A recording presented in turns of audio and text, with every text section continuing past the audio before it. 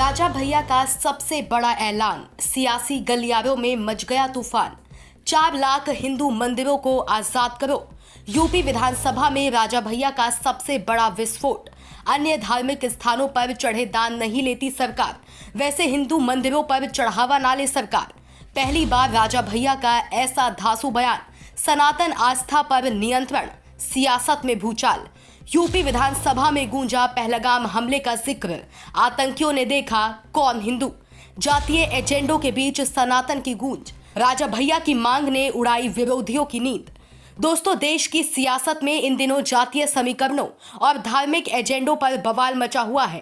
लेकिन इसी बीच उत्तर प्रदेश विधानसभा में कुंडा के विधायक रघुराज प्रताप सिंह उर्फ राजा भैया ने ऐसा बयान दाग दिया जिसने सियासी धरातल हिला कर रख दिया।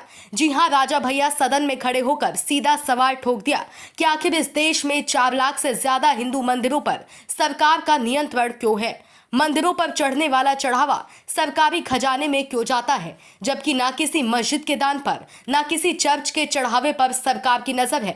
अगर वहां चढ़ावा स्वतंत्र है तो फिर सनातन मंदिरों पर ये अंकुश क्यों।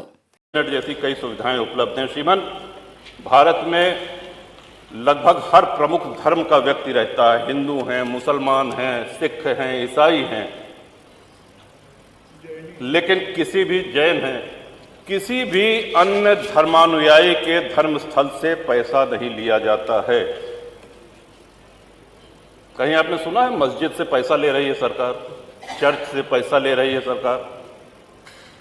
लेकिन 4 लाख के ऊपर हिंदू मंदिर ऐसे हैं जो सरकारी नियंत्रण में है और सरकार चढ़ावे का पैसा उनसे लेती है। जो भक्त जाता है, जो दर्शनार्थी जाते हैं, वो ईश्वर के प्रति अपना समर्पण करते हैं। सरकारी नियंत्रण मंदिरों पर से हटना चाहिए। आपके माध्यम से, इस सदन के माध्यम से अपनी ये बात पहुंचाना चाहेंगे श्रीमान।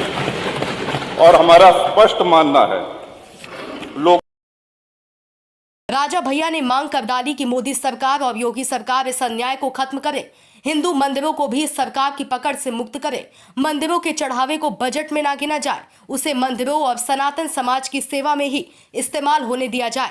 यही नहीं, राजा भैया ने आतंकवाद को सबसे बड़ा खतरा बताया और पहलगाम हमले का जिक्र करते हुए कहा कि आतंकियों ने न जात पूछी न वर्ग, बस देखा कौन हिंदू है और मौत के घाट उतार दिया। उन्होंने चेताया कि देश को आस्तीन के सांपों से सावधान रहना होगा। संविधान की प्रस्तावना में बदलाव पर भी सवाल उठाया और कहा कि मौकाले की शिक्षा प्रणाली ने हमें हीन भावना से भर दिया। गुरुकुल बंद कर दिए, सनातन पहचान को कुचलने की कोशिश की गई। और आज जब 4 लाख मंदिरों पर चढ़ावे की सरकारी गिनती होती है तो यह असमानता और गहरी हो जाती है। राजा भैया का ये बयान किसी साधारण मुद्दे का हिस्सा नहीं, बल्कि सियासत के एजेंडों में विस्फोट है। जहां एक तरफ विपक्ष जातीय समीकरणों का जहर घोल रहा है, वहीं राजा भैया सनातन के सवाल पर सरकार से खड़े होकर जवाब मांग रहे हैं। और यही वजह है कि उनके इस बयान के बाद विरोधियों की नींद उड़ गई है। सियासी गलियारों में भूचाल आ गया है और देश में नई बहस छिड़ गई है कि आखिर मंदिरों पर यह सरकारी शिकंजा कब हटेगा और सनातन की आस्था पर यह नियंत्रण कब खत्म होगा। Bureau report, DK Tripathi, Saam TV digital, Uttar Pradesh. Subscribe करें साम टीवी, क्योंकि हम आ गए हैं अब आपके बीच।